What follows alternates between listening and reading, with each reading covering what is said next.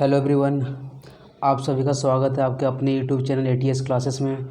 मैं उम्मीद करता हूँ आप सभी स्वस्थ और सुरक्षित हैं और अपने पढ़ाई पे ध्यान दे रहे हैं।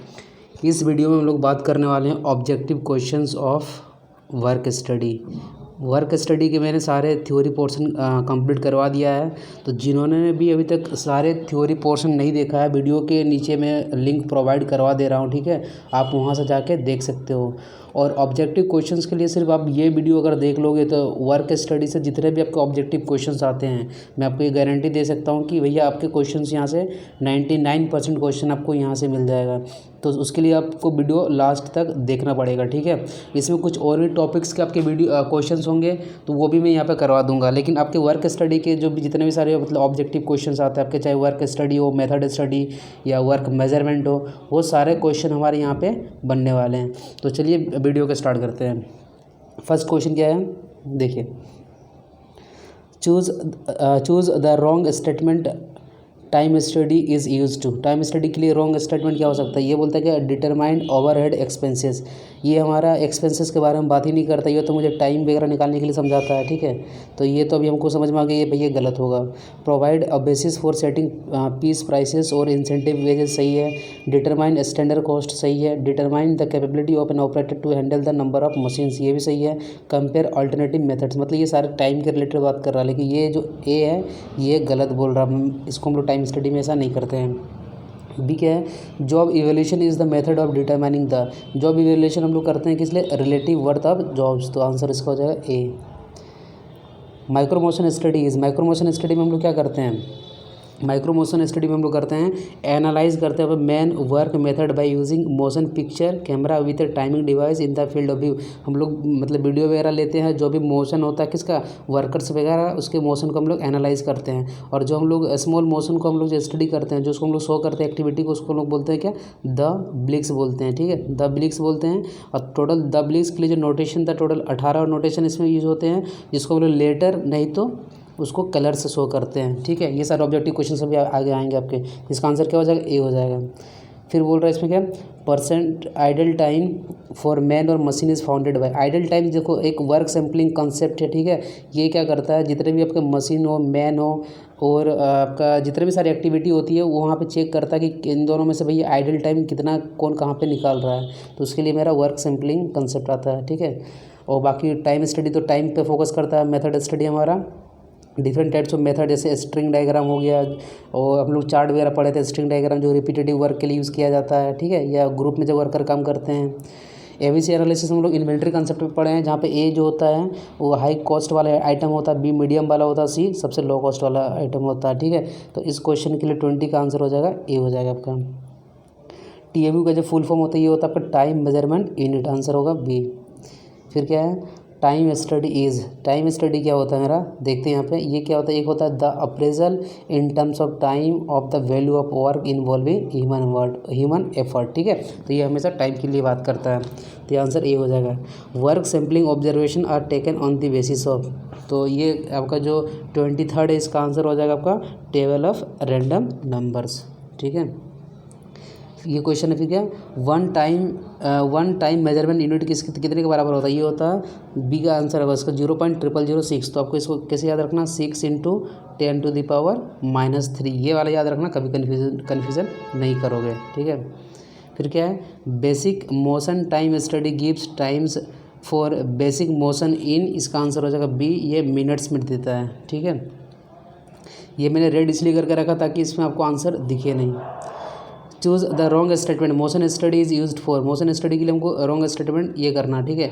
इम्प्रूविंग वर्क मेथड, सही है। इम्प्रोवाइजिंग वर्क मेथड, ये भी सही है। डिज़ाइनिंग वर्क मेथड, ये भी सही है। प्रोवाइडिंग सिमेटिक फ्रेमवर्क, ये भी सही है।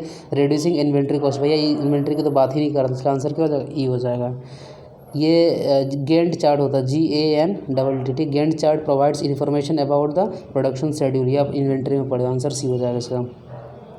ABC एनालिसिस डील्स विथ, ये किस पे डील करता है हमको पता है, ये डील करता है आपका controlling inventory cost money, answer D.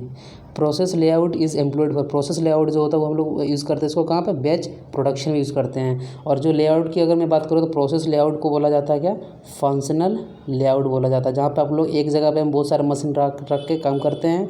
और आपका एक जो लाइन लेआउट होता है उसी को बोलते हैं हम लोग क्या, प्रोडक्ट लेआउट होता है, जहाँ पे हम लोग जैसे ऑटोमोबाइल वगैरह जो इंडस्ट्री होती है प्रोडक्ट लेआउट पे काम करती है, जहाँ पे हमको बैलेंसिंग करने का ज़रूरत पड़ता है, ठीक है।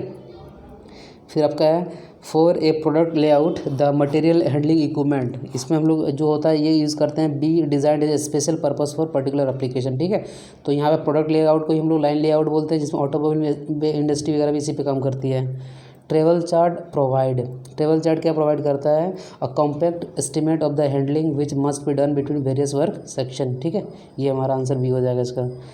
Product layout is employed for, product layout जो होता है हमारा किसके लिए, ये कंटिन्यूस प्रोडक्शन के लिए होता है, क्योंकि इसमें हमारा जितने भी सारे हमारे वर्क स्टेशन होते हैं एक लाइन में रहते हैं और सबको एक काम बांट दिया जाता है। यहाँ पे साइकिल टाइम जो होता है सबका बराबर होता है, यहाँ से प्रोडक्ट एंट्री करता है, यहाँ पे निकल जाता है, ठीक है। तो ये जो हमारा होता है कैसा होता है, रिजिड सिस्टम होता है, यहाँ पे सबकी इंडिविजुअल रिस्पॉन्सिबिलिटी देखा जाता है। तो ये हो जाएगा आपका answer B. The most important objective behind plant layout is, तो इसका आंसर आपका हो जाएगा ए, ओवरऑल सिंप्लीफिकेशन होता है और सेफ्टी ऑफ इंटीग्रेशन, इंटीग्रेशन किसका, मेन का, मशीन का, ठीक है। आगे बढ़ते हैं। द प्रोसेस लेआउट, जिसको हम लोग फंक्शनल लेआउट भी बोलते हैं, इज़ बेस्ट सूटेड वेयर, इसका आंसर आपका हो जाएगा सी हो जाएगा। Few number of non standardized units are to produce, क्योंकि यहाँ पे क्या आता है बहुत सारे मशीन रखते हैं एक जगह पे रखते हैं, जैसे कि ड्रिलिंग दूसरी ड्रिलिंग का सेक्शन रहेगा, मिलिंग दूसरे मिलिंग का सेक्शन, ठीक है। यहाँ पे अगर मान लो अगर आप कर रहे हो कोई भी और जैसे कि प्लानिंग करो तो प्लानिंग वाला ऑपरेशन, तो यहाँ पे बहुत सारे मशीन्स एक जगह रहते हैं, कोई एक प्रोडक्ट आता है और जब हम लोग को few number of non standardise unit बनाना होता है तो हम लोग यूज़ करते हैं प्रोसेस लेआउट, ठीक है। और low unit cost can be obtain by flowing, जहाँ पे कंटिन्यूस प्रोडक्शन हुआ होगा वहीं पे तो यूनिट कॉस्ट लेस आएगा, तो ये आपका आंसर हो जाएगा प्रोडक्ट लेआउट, इसको बोलते हैं लाइन लेआउट भी बोलते हैं और फंक्शनल लेआउट को प्रोसेस लेआउट भी बोलते हैं। तो इसका आंसर ए हो जाएगा। आगे बढ़ते हैं। Military organization is known as, military organization इसको हम लोग लाइन ऑर्गेनाइजेशन भी बोलते हैं, answer A. The main disadvantage of line organization क्या होता है इसका, जो डिसएडवांटेज इसका होता है ये डी होता है, ऑल ऑफ दी अबव, ये सारे आपके लाइन ऑर्गेनाइजेशन मतलब क्या होता है, प्रोडक्ट ऑर्गेनाइजेशन मतलब क्या, इसमें से एक प्रोडक्ट यहाँ पे ये सारे वर्क स्टेशन रहते हैं और प्रोडक्ट यहाँ पे एंट्री करता है और यहाँ पे निकलता है आपका, ठीक है। तो ये क्या होता है, top level executives have to do excessive work, ठीक है। स्ट्रक्चर इज रिजिड, क्योंकि एक भी अगर ख़राब हो गया तो भैया काम ठप पड़ जाएगा। कम्युनिकेशन डिले अगर मतलब अगर एक भी मान लो ख़राब हो गया तो पता नहीं चलता कि भैया ख़राब कहाँ पर हुआ, तो इसलिए इसका आंसर हो जाएगा D, all of the above. फिर क्या है, the main advantage of line organization is its, ये भी इसका आंसर ई हो जाएगा, क्यों, इफेक्टिव कमांड एंड कंट्रोल होता है, defined responsibility at all levels, क्योंकि सारे वर्क स्टेशन काम करते हैं। रिजिड डिसिप्लिन इन ऑर्गेनाइजेशन, मतलब इसकी डिसिप्लिन चेंज नहीं होता भैया, जैसा मान रखते हैं अपना डिसिप्लिन वैसा ही मेंटेन रखता है। Ability of quick decision at all level, सारे लेवल जो होते हैं वर्क स्टेशन हर एक लोग कोई काम करता है, तो आंसर क्या हो जाएगा E. Frederick W Taylor introduced a system of working known as, तो ये इसको हम लोग आंसर बोलते हैं सी हो जाएगा, इसको बोलते हैं फंक्शनल ऑर्गेनाइजेशन, ठीक है। आगे बढ़ते हैं। The salient feature of functional organization, तो जो आपका फंक्शनल ऑर्गेनाइजेशन होता है उसका सैलिएंट फीचर्स यहाँ पे क्या होगा, तो इसका जो आंसर होगा ये ई हो जाएगा, इसका हो जाएगा ऑल ऑफ दी अबव, ठीक है। तो फिर आगे बढ़ते हैं। टेम्पलेट्स आर यूज्ड फॉर, तो ये यूज़ होता है आपका ये प्लानिंग लेआउट में। In steel plant the most important system for materials handling is, loco होता है इसका मोस्ट, लोको मतलब क्या, जो हमारी ट्रेन होती है वहीं से वो क्या करता है, जो भी आपका मटेरियल्स वगैरह लोड होता है फिर वहाँ से ट्रांसपोर्ट करके एक जगह से दूसरी जगह उसको लेके जाते हैं। रूटिंग प्रिस्क्राइब्स था, रूटिंग क्या प्रिस्क्राइब करता है आपका, flow of material in the plant, और शेड्यूलिंग क्या आपका बताता है, ये बताता है टाइमिंग वगैरह काम मतलब वहाँ पे प्रोडक्शन सिस्टम करने का। क्यूनिंग थ्योरी एक कंसेप्ट आता है इंडस्ट्रियल में, ये बताता है रिड्यूसिंग द वेटिंग टाइम और आइडल टाइम, आंसर भी हो जाएगा। स्टैंडर्ड टाइम क्या होता है, तो स्टैंडर्ड टाइम जो आपका होता है ये होता है नॉर्मल टाइम, ठीक है, नॉर्मल टाइम प्लस अलाउंसेस बोलो या पॉलिसी बोल लो, इसी नॉर्मल टाइम को हम लोग बेसिक टाइम भी बोलते हैं, क्या बोलते हैं, बेसिक टाइम। और बेसिक टाइम अगर हमको निकालना या नॉर्मल टाइम निकालना तो इसको हम लोग निकालते हैं observe time into rating factor से, और प्लस कर दो यहाँ पे अलाउंस वगैरह, तो ये निकल गया आपका क्या, स्टैंडर्ड टाइम। तो बोलता है standard time is define as normal time plus allowances, answer A हो गया। तो जो अभी नए बच्चों चैनल को सब्सक्राइब कर लें ताकि आगे भी आपको जो भी नोटिफिकेशन वगैरह मतलब वीडियोस के कंटिन्यू मिलते रहे, ठीक है। तो फादर ऑफ इंडस्ट्रियल इंजीनियर किसको बोला जाता है, ये बोला जाता है टेलर। ये टेलर पूरा नाम होता है फ्रेडरिक टेलर, ठीक है। The grouping of activities into organization unit is called, grouping of जो होता है आपका किसकी एक्टिविटीज़ की किसी ऑर्गेनाइजेशन में, उसको बोलते हैं क्या हम लोग, यहाँ पे बोलते हैं, इसका आंसर आपका हो जाएगा डिपार्टमेंटेशन बोलते हैं, ठीक है। 48 का आंसर हो जाएगा आपका डी हो जाएगा। फिर है मेरिट रेटिंग इज डिफाइंड, मैंने बताया था मेरिट रेटिंग किसी भी एम्प्लॉय की मतलब एफिशिएंसी को चेक करने के लिए होता है, इसका आंसर हो गया B. Material handling and plant location is analyzed by, तो ये जब का एनालाइज होता है इसका आंसर हो जाएगा आपका ट्रेवल चार्ट से होता है। हम लोग पता जो आपका गैंट चार्ट होता है, गैंट चार्ट, तो इसको हम लोग यूज़ करते हैं कहाँ पे, प्रोडक्शन शेड्यूल में यूज़ करते हैं। और बीन चार्ट जो होता है, बीन कार्ड होता है, इसको हम लोग यूज़ करते हैं कहाँ, स्टोर हाउस में यूज़ करते हैं, जहाँ पे हम लोग का इन्वेंट्री वगैरह रखा होता है, ठीक है। तो इसका आंसर क्या होगा, डी ट्रेवल चार्ट हो जाएगा। Work cost implies, work cost का मतलब यहाँ पर आपका हो गया फैक्ट्री कॉस्ट, तो फैक्ट्री कॉस्ट क्या हो जाएगा, prime cost plus factory expenses हो जाएगा, ठीक है। तो यहाँ पर आपको ये भी याद रखना है कि जो टोटल कॉस्ट हम लोग ब्रेक इवन एनालिसिस में लिखते हैं वो क्या होता है, fixed cost plus variable cost, ठीक है। और अगर हम लोग यहाँ पे सेलिंग कॉस्ट लिखते हैं तो क्या हो जाता है, टोटल कॉस्ट प्लस प्रॉफिट निकल कर आता है। यहाँ से हम लोग क्वांटिटी एक्स निकालते तो क्या निकल कर आता है आपका F plus P upon S minus B निकल कर आता है, ठीक है। यहाँ पे अगर वेरिएबल कॉस्ट बढ़ेगा तो एक्स भी आपका बढ़ेगा, और आपका बात करें ब्रेक इवन पॉइंट पे तो वहाँ पे प्रॉफिट क्या होता है आपका, जीरो होता है। चलिए आगे बढ़ते हैं। Motion study involves analysis of, किसका एनालिसिस करता है वो, एक्शन ऑफ ऑपरेटर, का आंसर ए हो गया। Standard time as compare to normal time, तो देखो मैंने क्या बताया था कि स्टैंडर्ड टाइम जो होता है ये होता है आपका नॉर्मल टाइम प्लस पॉलिसी नहीं तो अलाउंसेस, तो क्या होगा, ज़्यादा होगा तो ग्रेटर हो जाएगा।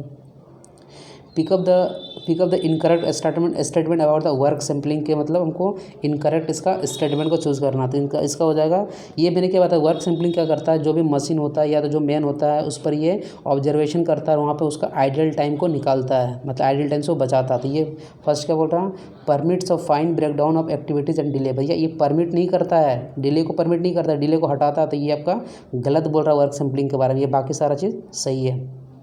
तो आंसर क्या हो जाएगा इसका, ए हो जाएगा।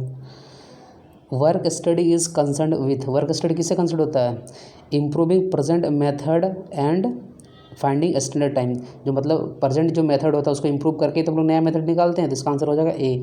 और वर्क स्टडी जो हम लोग होते हैं इसके दो अलग अलग एलिमेंट होते हैं, कौन कौन से हो गया आपका, मेथड स्टडी जिसको हम लोग मोशन स्टडी बोलते हैं, और वर्क मेजरमेंट जिसको हम लोग टाइम स्टडी भी बोलते हैं, ठीक है। आगे बढ़ते हैं। Basic tool in work study क्या होता है, ये आपका होता है स्टॉप वॉच, आंसर डी हो जाएगा इसका। अब सिंबल क्या, व्हाट डज ओ फॉर, तो जो मेरा ओ होता है किसमें, जो प्रोसेस वगैरह का जो हम लोग सिंबल यूज़ करते हैं, ओ फॉर हो जाता है ऑपरेशन, तो सारे सिंबल में बता देता हूँ। ओ से होता है आपका ऑपरेशन, ठीक है। डी से आपका होता है डिले, ठीक है। और ये जो घर के फर्श के चार साइड तो भैया घर के अंदर चल रहा है क्या, इंस्पेक्शन। और ये वाला जो ट्रायंगल होता है इसको बोलते हैं स्टोरेज, और इसको परमानेंट स्टोरेज बोलते हैं, याद रखना, ठीक है। और इस वाले को जो अपना ये है ना डिले को बोला जाता है टेम्प्रोरी स्टोरेज, और T4 इस तरीके से अगर जो साइन होता है उसको बोलते हैं ट्रांसपोर्टेशन, ठीक है। तो इसका आंसर क्या, डी से क्या हो जाएगा आपका, यहाँ पे ये हो जाएगा आपका डिले, जिसको हम लोग टेम्प्रोरी स्टोरेज भी बोलते हैं। और ये आपका भी नहीं है, ठीक है, इस तरह से ट्रायंगल होगा ही, और हमेशा याद रखना ट्रायंगल इसी तरीके से होगा, वर्टेक्स पे खड़ा रहेगा, ठीक है, मतलब एक पेड़ पे खड़ा रहेगा, तभी इसको बोलेंगे परमानेंट स्टोरेज। नहीं तो अगर इस तरीके से दिख गया कहीं पे तो ये गलत साइन है, ठीक है। तो इसको क्या बोल देंगे हम लोग, आंसर इसका क्या हो जाएगा, मेटलिंग, इसका आंसर हो जाएगा आपका परमानेंट स्टोरेज, डी हो जाएगा। Material handling in automobile industry जो होता है इसको हम लोग वहाँ पे हैंडल किस तरीके से करते हैं, मटेरियल्स वगैरह को, तो इसको हम लोग हैंडल करते हैं ओवरहेड क्रेन, आंसर हो गया आपका ए। स्ट्रिंग डायग्राम जो होता है यूज़ होता है team of worker is working at a place, या तो जहाँ पे बहुत ज़्यादा रिपीटेटिव वर्क होता है, ठीक है, हमको समझ में नहीं आता भाई कौन कहाँ पे किसका कितना मूवमेंट हो रहा है, तो वहीं भी यूज़ करते हैं हम लोग स्ट्रिंग डायग्राम, तो आंसर हो जाएगा इसका A. Work study is most useful, किसके लिए इसका ज़्यादा यूज़फुल होता है, where production activities are involve, क्योंकि वहीं पे हम लोग को तो मेथड वगैरह को सुधार के हम लोग को प्रोडक्शन मतलब प्रोडक्टिविटी को बढ़ाना होता था, आंसर ए हो जाएगा। माइक्रोमोशन स्टडी इज़, तो माइक्रोमोशन स्टडी किस चीज़ का करता है आपका इसमें, इसका आंसर डी हो जाएगा। ये क्या करता है, sub division of an operation into therbligs and their analysis. Therbligs मतलब क्या होता है, जो आपका स्लो मोशन जो मूवमेंट होता है किसका, किसी भी ऑपरेटर का, उसको बारे में बताता है। टोटल 18 द ब्लिक्स होता है, और इसको या तो कलर और लेटर के हेल्प से दिखाता है। जैसे अगर हमको असेंबली का दिखाना है कि असेंबली जो वर्कर करेगा, तो अगर मान लो यहाँ पे इस तरीके से साइन दिख दिया तो हम बोलेंगे इसको असेंबली कर रहा होगा मेरा कोई वर्कर, ठीक है। इसका जो कलर था इसका कलर बोलते हैं वायोलेट, ठीक है, ये करवा दिया गया आपको। अब in micro motion study therblig is described by, कैसे डिस्क्राइब करते हैं उसको, एक स्टैंडर्ड सिंबल्स और एक कलर द्वारा इसको डिस्क्राइब किया जाता है, ठीक है। The allowed time for a job equal standard time plus policy allowance होता है, ठीक है। Micro motion study involves following number of fundamental head motion, मतलब जो वर्कर्स का जो मोशन होता है टोटल कितना 18 होता है, लेकिन इसमें आंसर मान लो 18 के नज़दीक क्या है 16 है, तो आंसर हो जाएगा सी इसका। The standard time for a job, standard time क्या हो जाएगा आपका हो जाएगा बेसिक टाइम, ठीक है, या तो इसका आंसर हो जाएगा आपका टोटल वर्क कंटेंट। देखो इसका आंसर हो जाएगा टोटल वर्क कंटेंट और डेली कंटिजेंसी अलाउंस, मतलब वही स्टैंडर्ड टाइम की बात कर रहा है। तो work studies done with the help of, मैंने बताया तभी ये इसको यूज़ करते हैं हम लोग इसे, with the help of stop watch study करते हैं। तो ये सारे ऑब्जेक्टिव क्वेश्चंस मैंने करवा दिया, ठीक है। अगर आपको वीडियो अच्छा लगा होगा तो लाइक कर देना, ठीक है, जिससे मुझे भी मोटिवेशन मिलता है वीडियो वगैरह बनाने का, और इससे पता चलता है कि हाँ अगर मैं मेहनत कर रहा हूँ तो उसका आपको कुछ मुझे रिस्पॉन्स भी दिख रहा है, ठीक है। तो वीडियो अगर अच्छा लगा होगा तभी लाइक कीजिएगा, नहीं तो लाइक मत कीजिएगा, डिसलाइक करने का भी आपको पूरा हक है। और लेकिन ये ज़रूर बताइएगा अगर डिसलाइक कीजिएगा तो भैया मुझे कहाँ पे इंप्रूवमेंट करना, क्योंकि अगर आप बताओगे नहीं तो मुझे समझ में कैसे आएगा। तो नेक्स्ट वीडियो में मिलते हैं किसी और टॉपिक का ऑब्जेक्टिव क्वेश्चन, ठीक है। तो मैंने यहाँ पे वर्क स्टडी के सारे आपके ऑब्जेक्टिव क्वेश्चन करवा दिए हैं, इससे बाहर आपका ऑब्जेक्टिव क्वेश्चन यहाँ से आने वाला नहीं है। और इसका जो PDF है मैं आपकी नीचे वीडियो के नीचे आपका डिस्क्रिप्शन लिंक दिया होगा आपका टेलीग्राम का, आप टेलीग्राम से जाके आप PDF को डाउनलोड कर सकते हो, ठीक है। So guys thanks for watching this video.